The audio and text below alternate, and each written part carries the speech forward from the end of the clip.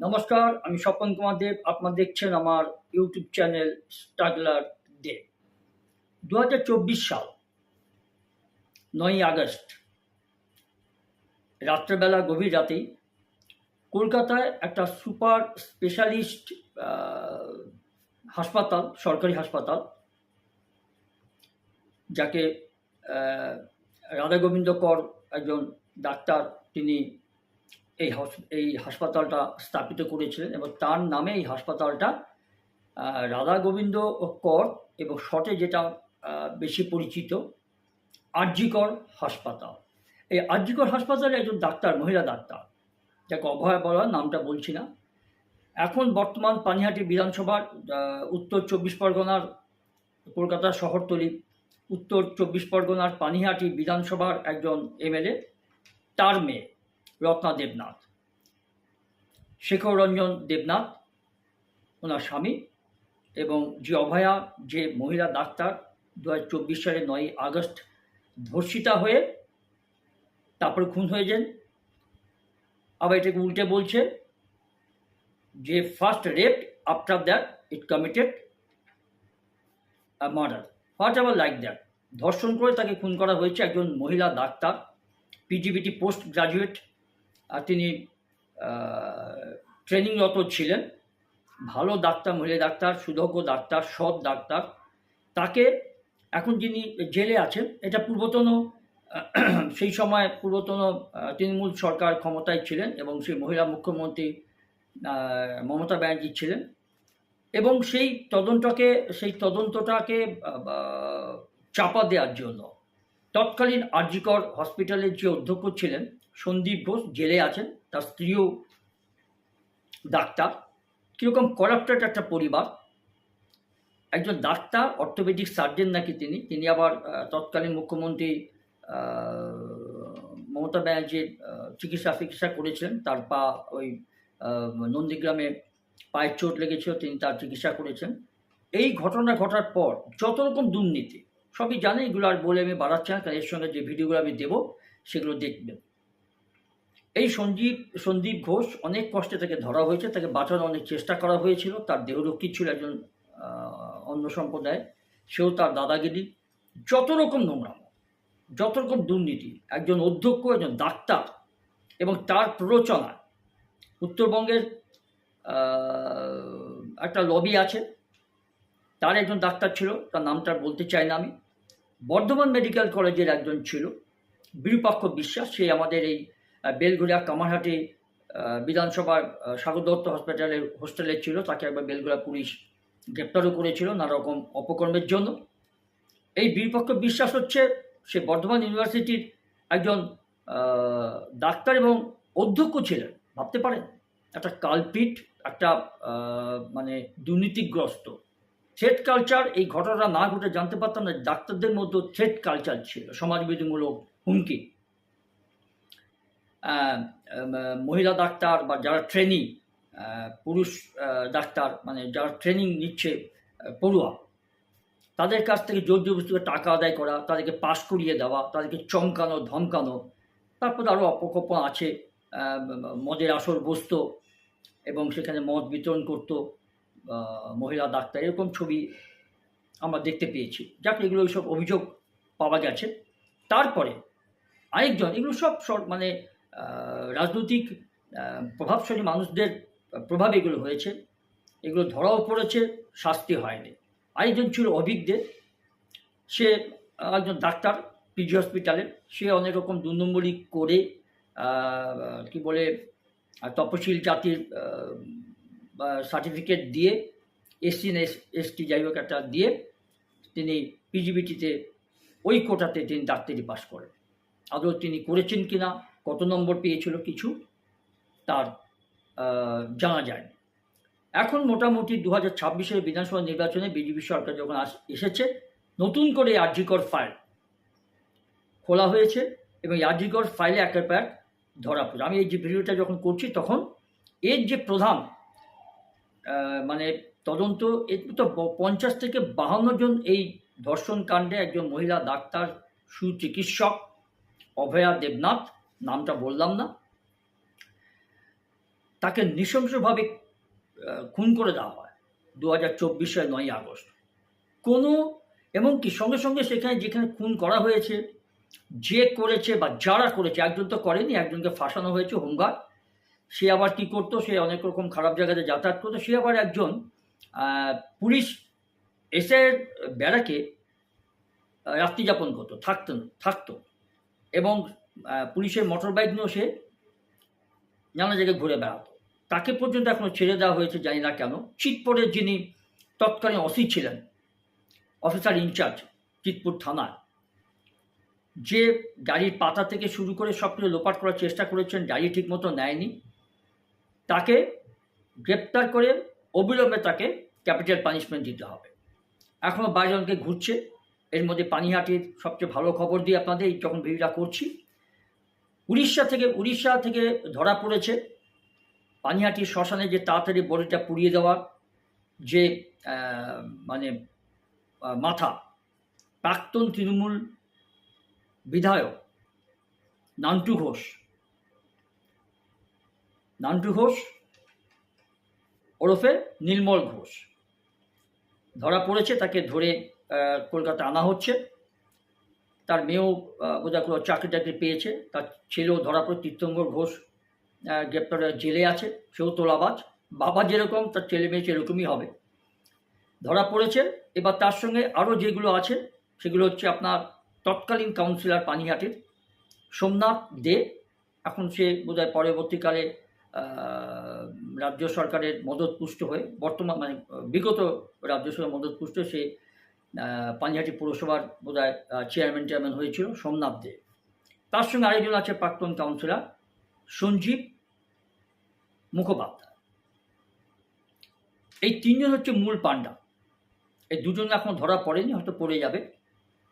এই তিনজন হচ্ছে মূল পাণ্ডা। যে অভিযোগটা আছে যে এই তিনজন মিলে তাড়াতাড়ি এই অভয়া দেবনাথ, তার দেহটা পুড়িয়ে দেওয়া হয়েছিল পানিহাটির শ্মশানে, এবং তার ম্যানেজারের বক্তব্য আমি তুলে ধরার চেষ্টা করব, এখানে ভিডিওতে দেখবেন। আমি বেশি দীর্ঘায়িত করব না।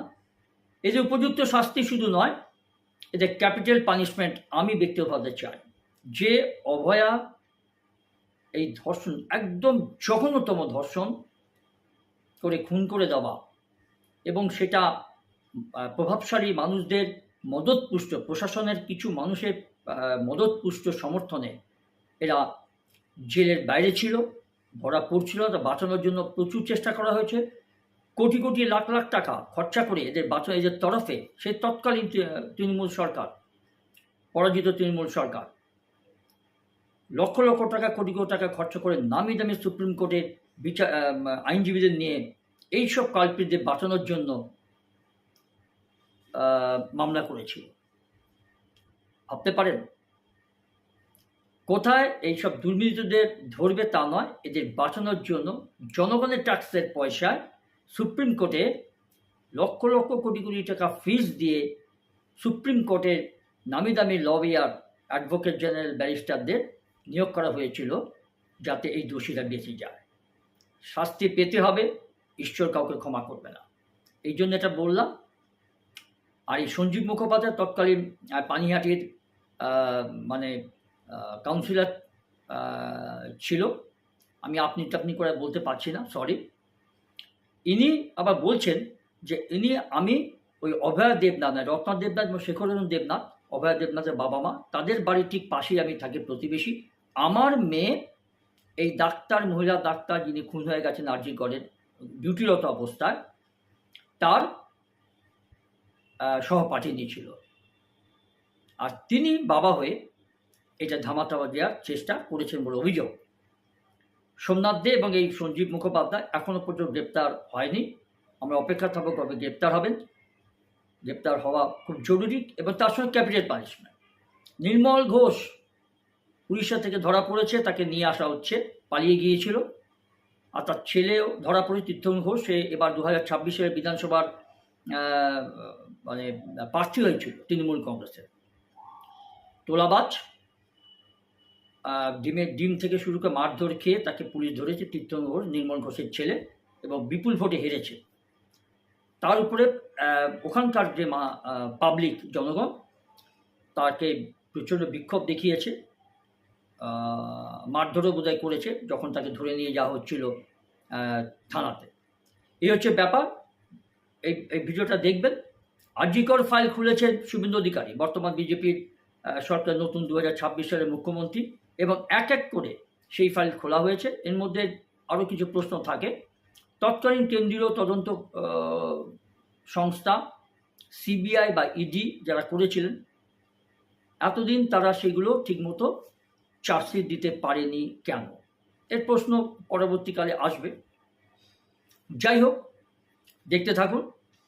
আরজিকর সেই মহিলা ডাক্তারের 2024 9ই আগস্ট গভীর রাতে যে হত্যা করা হয়েছিল ধর্ষণ করে, এবং বেমালুমভাবে সেই মরদেহটা পানিহাটে সব প্রমাণ লোপাট করে দেওয়া হয়েছিল, এবং 3জন যে আইপিএস পুলিশ অফিসার ছিলেন, একজন মহিলা অফিসারও ছিলেন, এই 3জন যেরকম মিথ্যাচার করে গেছেন, যেরকমভাবে এই তদন্তে ঠিকমতো যাতে না করতে পারা যায়, দোষীদেরকে সাপোর্ট করে এই 3 অফিসার লালবাজারে যুক্ত ছিল, তাদেরকে শুভেন্দু অধিকারীর নতুন বিজেপি গভর্নমেন্ট, পশ্চিমবঙ্গ সরকার সাসপেন্ড করেছে। তাদের বিরুদ্ধে মামলা হয়েছে, তারা উপযুক্ত শাস্তি পাবে। এই শাস্তি হওয়া চাই। দেখতে থাকুন আমার এই ভিডিওটি। যা কাজ করেছে পাশে থেকে সহযোগিতা করেছিলাম। যদি তদন্তের স্বার্থে দেখা যায় যে আমার সেই কাজের মধ্যে কোনো ফাউল আছে, শাস্তিযোগ্য, আমি সেটাও মাথা পেতে দেবো আমি মেয়েটির জন্য। আমরা এসেছি নির্মল ঘোষের বাড়িতে একাধিকবার, নির্মল ঘোষকে পাওয়া যায়নি। আজও আসলাম, নির্মল ঘোষ নেই। নির্মল ঘোষ সহ 3 জনের বিরুদ্ধে অবৈধভাবে দেহ আটকে রাখা, তথ্য প্রমাণ লোপাটের অভিযোগ দায়ের হয়েছে। ভয় দেখানো, অপরাধমূলক ষড়যন্ত্রের অভিযোগও করা হয়েছে। 3 জনের বিরুদ্ধে জামিন অযোগ্য ধারায় মামলা করেছেন তিলোত্তমার বাবা। যেটা তদন্তের মতো হবে, কিন্তু এমন কিছু করবেন না যে বিপন্ন পরিবারের তাদের পাশে দাঁড়ানো পাড়া প্রতিবেশী, জনপ্রতিনিধি, এবারে ভবিষ্যতে তারা কাউকে না বিপদে পড়লে সাহায্য করতে যাবে। শ্মশানে তড়িঘড়ি সৎকারের তদন্ত করবে পুলিশ। ওদিকে আরজিকর কাণ্ডের তদন্ত করছে সিবিআই। সেই ঘটনাতে সেদিন আরজিকরের জরুরি বিভাগের সব কর্মীকে তলব করেছে কেন্দ্রীয় তদন্তকারী সংস্থা। তিলোত্তমা কাণ্ডে সুবিচার মিলবেই বদ্ধপরিকর বদলের সরকার।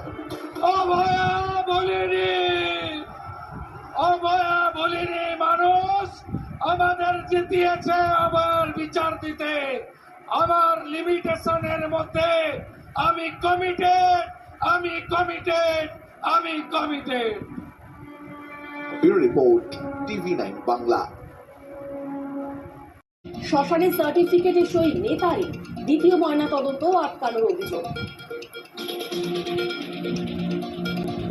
আরজিকর ধর্ষণ খুন তদন্তে নজরে জরুরি বিভাগের কর্মীরা। ঘটনার দিন কারা ডিউটি করছিলেন, কয়েকজনকে আগেও জিজ্ঞাসাবাদ, আগের এবং এখনকার বয়ান মিলিয়ে দেখতে চায় সিবিআই।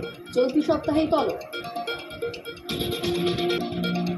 জ্বর, পেট খারাপ, গতকাল একসঙ্গে যেহেতু এত তাড়াতাড়ি দৌড়াদৌড়ি করে ওনারা শ্মশানে নিয়ে গেছেন, অবশ্যই কিছু ফিসি, এবং কার নির্দেশে অর্জুন বাবু বললেন কথাটা, যে কার নির্দেশে উনি তাড়াহুড়ো করে নিয়ে গেছেন সেটাও খুঁজে বের করা উচিত।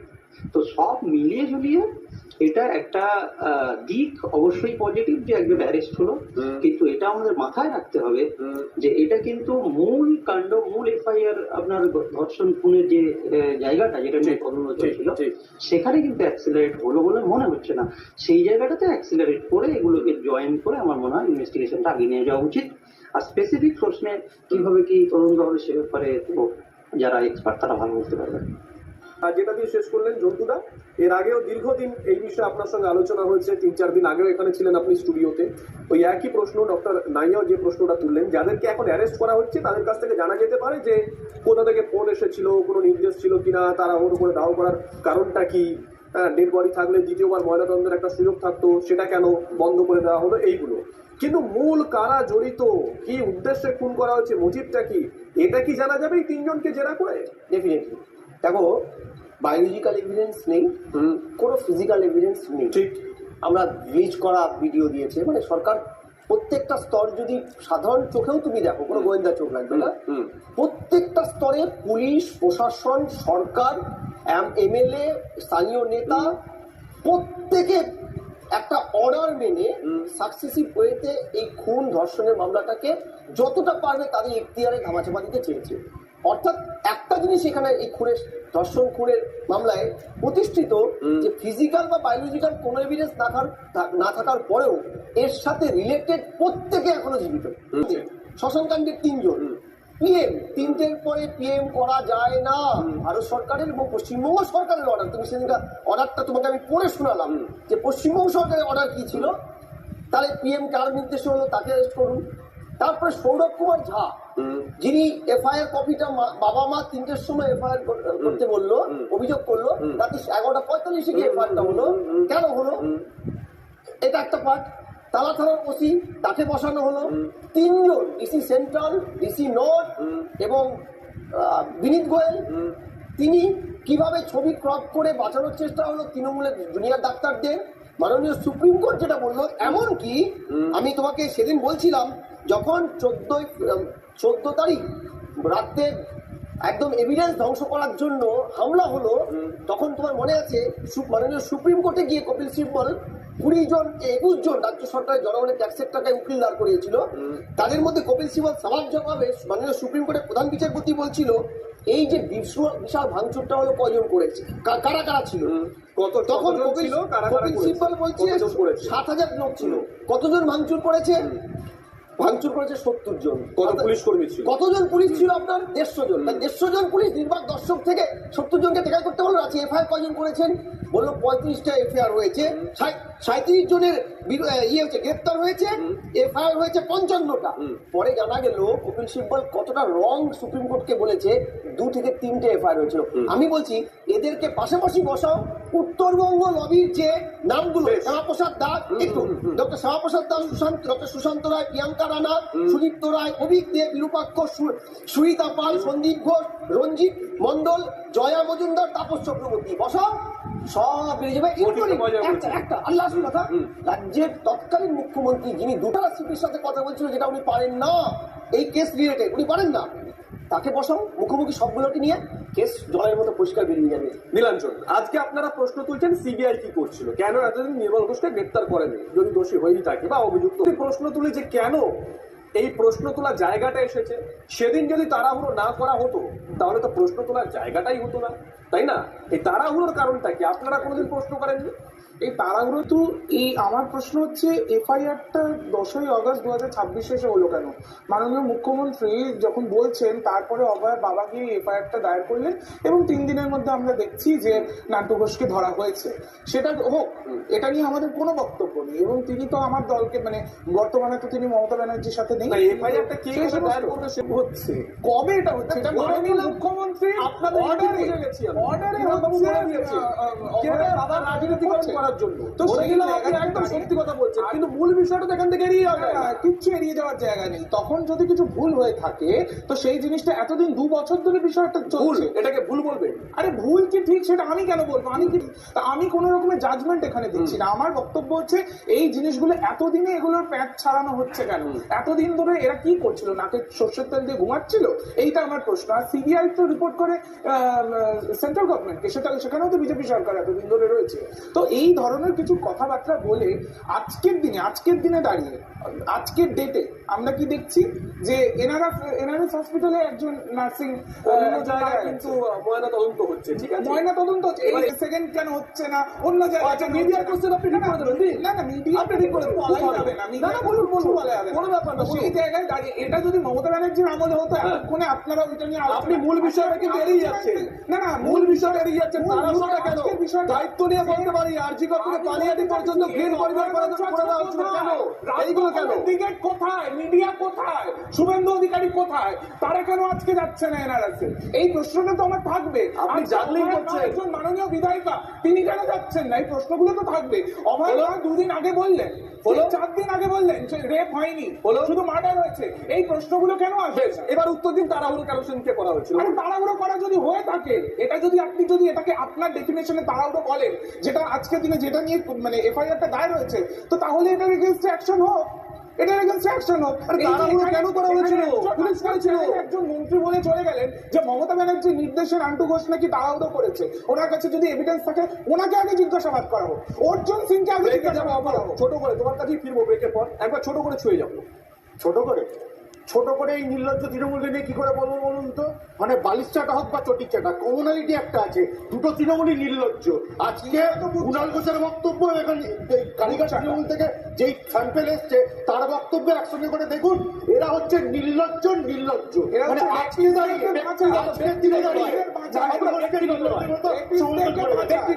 ব্যক্তিগত নয় তো দলগত স্ট্যান্ড, নির্লজ্জতাদের দলগত স্ট্যান্ড, তাই শুনতে এদের হবে।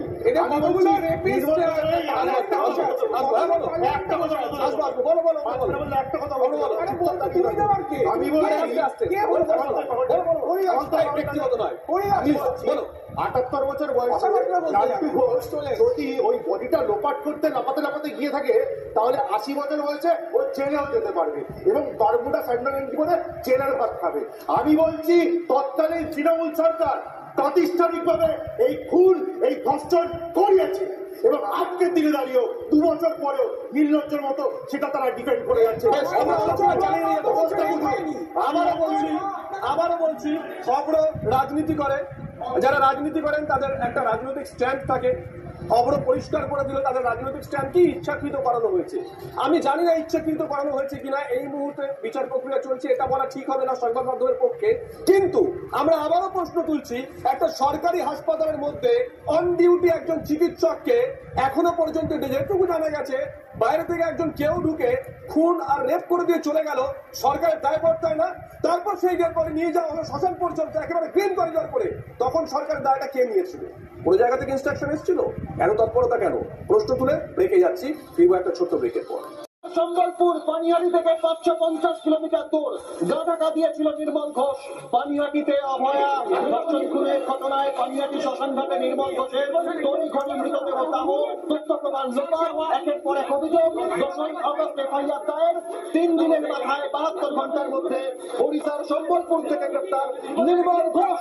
পানিহাটি বিধানসভা কেন্দ্রের প্রাক্তন তৃণমূল বিধায়ক নির্মল ঘোষকে গ্রেপ্তারের প্রথম ছবি এক্সক্লুসিভ রিপাবলিক বাংলায়। পানিহাটি থেকে 550 কিলোমিটার দূর ওড়িশার সম্বলপুরে গিয়ে গা দেওয়ার চেষ্টা, আত্মগোপন করার চেষ্টা। বারাকপুর পুলিশ কমিশনারের বিশেষ টিম, খড়দাও থানার বিশেষ টিম নির্মল ঘোষকে সম্বলপুর থেকে গ্রেপ্তার করেছে। এই মুহূর্তে আপনারা দেখছেন নির্মল ঘোষকে ইতিমধ্যেই গ্রেপ্তার করার পরে রিপাবলিক বাংলায় ফার্স্ট অ্যান্ড এক্সক্লুসিভ আপনাদের সামনে ছবি। এই নির্মল ঘোষ 9 আগস্ট 2024 অভয়া ধর্ষণ খুনের পর পানিহাটি শ্মশানঘাট আরজিকর মেডিকেল কলেজ হাসপাতাল থেকে 11.5 কিলোমিটার 100 কার গ্রিন করিডোর করে নিয়ে গিয়ে তড়ি ঘড়ি তার দেহ দাহ করার পেছনে পৌঁছে গেলেন কে? পানিহাটির বিধায়ক নির্মল ঘোষ। শোনেন, unknown miscreant committed wilful rape and murder. ভাবো, অর্থাৎ ইচ্ছাকৃত ধর্ষণ খুন, অর্থটা কি? তুমি একটা মানুষকে জাস্টিফিকেশন দিতে পারছো না, তাকে কন্টিনিউয়াস অপমান করছো, কন্টিনিউয়াস। রাজ্যের মুখ্যমন্ত্রী আইন জানার পরেও তিনি নাম বলে দিয়েছিল, মনে আছে? ও সিপি নাম বলে দিয়েছিল, তিনি তো সর্বোচ্চ সিপিকে আমরা জিজ্ঞাসা করেছিলাম, যাকে গ্রেপ্তার করা হয়েছে ব্যারাক থেকে গ্রেপ্তার করা হয়েছিল পুলিশের ব্যারাক থেকে, তিনি সিভিক ভলান্টিয়ার কিনা? সিপি কোনো উত্তর দেননি। নীলাঞ্জন, আজকে এনআরএস এ যিনি মারা গেছেন, যে নার্সিং পড়ুয়া, যে নার্স যে মারা গেছে, তার নাম দিয়ে মন্ত্রী মশাই বলা যাচ্ছে। ঠিক আছে, কত সামনে আমি জানি না, সব নাকি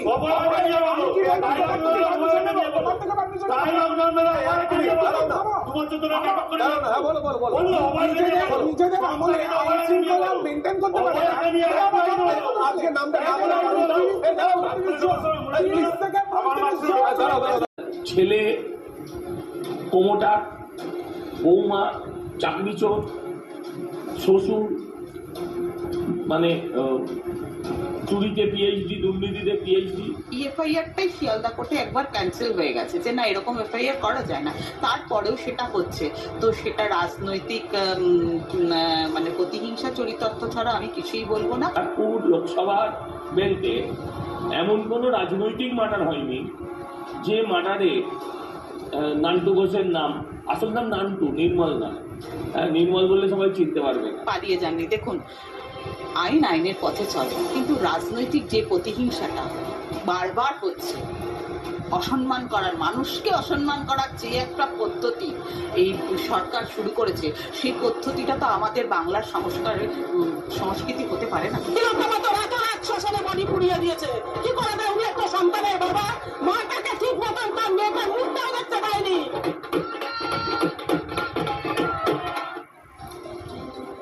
আমরা আপনাদেরকে দেখাচ্ছিলাম যে এই নান্টু ঘোষ ওরফে নির্মল ঘোষ গ্রেপ্তার হওয়ার পর পানিহাটিতে একেবারে খুশির মেজাজ। আমরা আলোচনা চালিয়ে নিয়ে যাই। অনিল জানা আমাদের সঙ্গে রয়েছেন, অবসরপ্রাপ্ত পুলিশ কর্তা। অনিলবাবু, মূল যে মামলাটা, মূল মামলা মানে সিবিআই যেটা তদন্ত করছে, পাশাপাশি পুলিশ যেই তদন্তভারটা হাতে নিল, এই দুটো মামলার মধ্যে কোনো সম্পর্ক আছে? সম্পর্কিত কি? একই তো, ফ্যাক্টের ইস্যুতে একই। কিন্তু আমি যেটা অন্য প্রসঙ্গে চলে যাবো না, মাননীয় কুণাল বাবু যেটা বললেন তখন কেন অ্যারেস্ট করেনি, এটাই তো আমারও প্রশ্ন।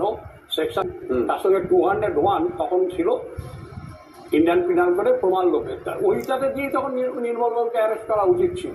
কার? সিবিআই এর? সিবিআই বা থানা। আর উনি বলছেন কেন অ্যারেস্ট করেন, প্রমাণটা কোথায়? যা আছে তো ওই সঞ্জয় রায় আসার আগেকার ভিডিওতেই সব কিছু আছে। আপনারা সুপ্রিম কোর্টের মানে দেশের মহামান্য শীর্ষ আদালতের প্রধান বিচারপতির ঘরে পর্যন্ত টেকনিক জাগলারি ফিগার করে গেছে, জাগলার ওয়ার্ড করে দিয়ে 24টা লয়ার লাগিয়েছেন একজন অভিযুক্তদের বাঁচাতে। ভারতবর্ষের কোনো ইতিহাসে নেই যে একজন এই ধরনের ব্রুটাল মার্ডারের কেসে অভিযুক্তকে বাঁচাতে সরকার এগিয়ে পড়ে। ডিফেন্স করা আলাদা জিনিস।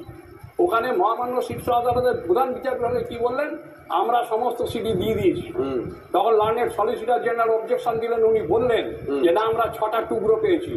তখন উনি বললেন, learned senior advocate for the state মানে কপিল সিবাল সাহেব, উনি বললেন আমরা এটা টেকনিক্যাল গ্লিচ, আমরা পুরো ভিডিওটা দেখেছি, আমরা সুপ্রিম কোর্টে ট্রায়ালে বলে আমরা পরে দিয়ে দেবো। পরের দিন উনি বলছেন যে না আমরা সব দিয়ে দিয়েছি, আমাদের কাছে প্রমাণ আছে, রসিদ আছে। এই যদি জাগলারি কোথায় করছে, পরের দিন আবার কিছু বলতে গেলে তখন অনারেবল জাস্টিস জে.বি. পার্দিওয়ালা বললেন no no Mister Sibal, we cannot accept it. এই জিনিস তো ঘটেছে। আজকে যদি প্রধান বিচার দেশের শীর্ষ আদালতের প্রধান বিচারপতির ঘরে এরকম জাগলারি ফিগার করেন, ওয়ার্ড করেন, তাহলে সাধারণ কোর্টে কি করেছে? আপনার প্রমাণ কোথায়? যা সিঁড়িতে আছে সেই সঞ্জয় রায় একা করেছে, ওটা সঞ্জয় রায় একা এটা ভেঙেছেন কারা? যে ভ্যান্ডালিজম যেটা করেছিল 14-15 নাইটে যে আগস্টের নাইটে, অত লোক ভ্যান্ডালিজম করেছে, কজন অ্যারেস্ট করেছে? কে? হু অর্গানাইজ ইট? পুলিশ জেনেছে সেটা, তাকে অ্যারেস্ট করেছে? আমরা তো জানি কে করেছেন এটা, সবাই সিবিআইয়ের দিকেও প্রশ্ন উঠছে। আমি বলছি যাতে দ্বিতীয় পোস্টমর্টম না করতে পারা যায় তার জন্য কিন্তু এভাবে দেহটাকে পুড়িয়ে দেওয়া হয়। আচ্ছা, একটু ছবিটা দেখিয়ে দিও। তুমি বলবে একবার ছবিটা দেখাই। শিমুলিয়া থানার বাইরের ছবি আপনাদেরকে আমরা দেখাচ্ছি। নির্মল ঘোষ মুখ খোলেন কিনা আমরা প্রশ্ন করছি, দেখা যাক। মুখ ঢেকে থানা থেকে বেরোচ্ছেন নির্মল ঘোষ, আমরা প্রশ্ন করে যাচ্ছি, দেখা যাক মুখ খোলেন কিনা। হ্যাঁ, যে কথা আমি যেটা বলছিলাম, যাতে সেকেন্ড পোস্টমর্টম ঠিকভাবে না করা যায় তার জন্য কারুর একটা ইনস্ট্রাকশনে অবশ্যই এই নান্টু ঘোষ তাড়াতাড়ি গিয়ে অন্যান্য নেতৃত্বদের সঙ্গে নিয়ে দেহটাকে দাহ করে দিলেন। পরিবারের অনিচ্ছা থাকা সত্ত্বেও এটা কিন্তু উনি করলেন। এটা একটা ক্রিমিনাল অফেন্স। এটা খুঁজে বার করা খুব প্রয়োজন যে কার লাইন অফ ইনস্ট্রাকশনে নান্টু ঘোষ এই কাজটা করেছেন। আর আমি আরেকটু কয়েকটা তথ্য যেগুলো আমরা অলরেডি জানি সেগুলো মনে করিয়ে দিই। অভিক দে, ডক্টর অভিক দেকে তৎকালীন একজন উচ্চপদস্থ IPS police officer fingerprint expert বলে আইডেন্টিফাই করেছিল।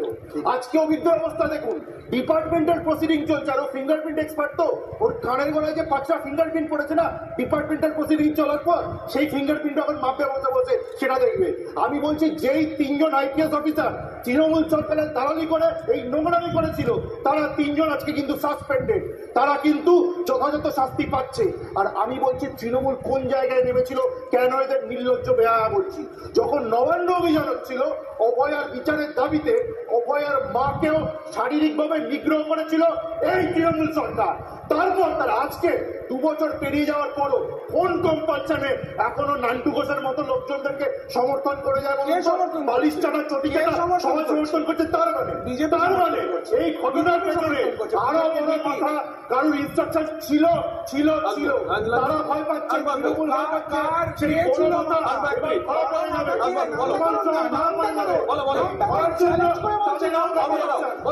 কথা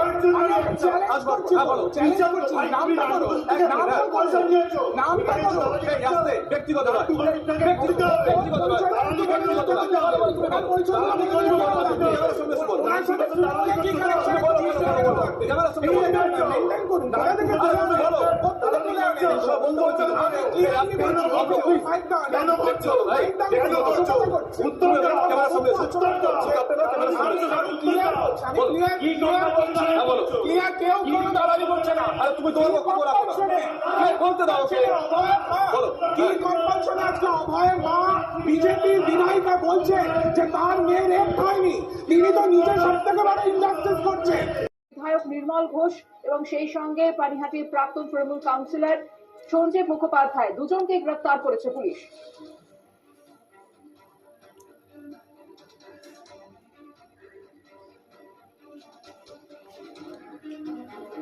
ওড়িশা থেকে গ্রেফতার হয়েছেন পানিহাটির প্রাক্তন তৃণমূল বিধায়ক নির্মল ঘোষ। এই নির্মল ঘোষের বিরুদ্ধেই জোর করে অভয়ার দেহ দাহ করার অভিযোগ তুলেছিলেন নিহত চিকিৎসকের বাবা।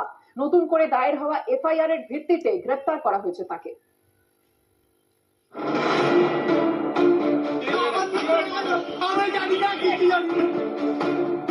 কখনো তাকে দেখা গেছিল শববাহী গাড়ির পাশে,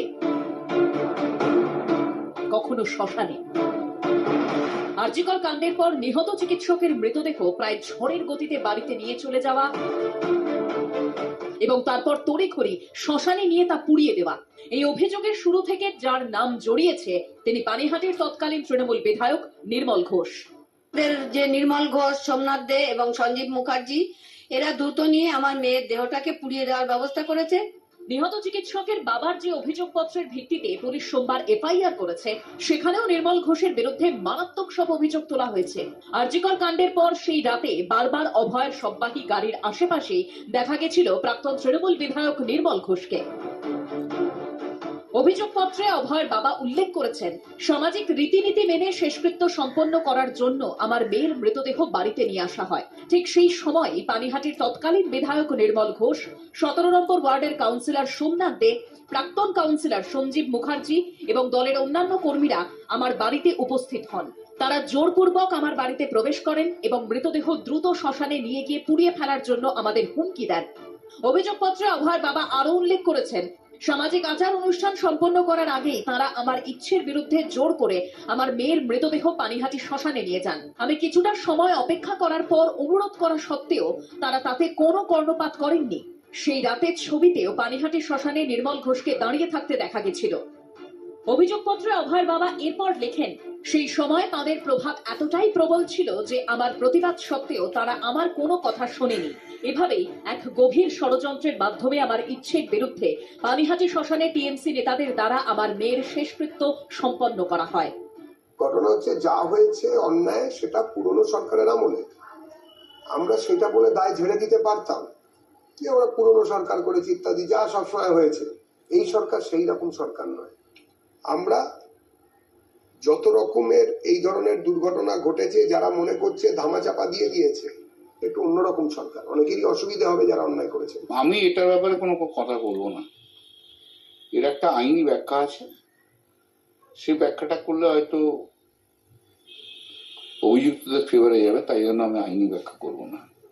যার যা পানিশমেন্ট পাওয়ার পানিশমেন্ট পাক, আমরা খুশি হব। নতুন এফআইআর দায়েরের পর থেকেই বেপাত্তা ছিলেন নির্মল ঘোষ। অবশেষে ওড়িশা থেকে তাকে গ্রেপ্তার করলো পুলিশ।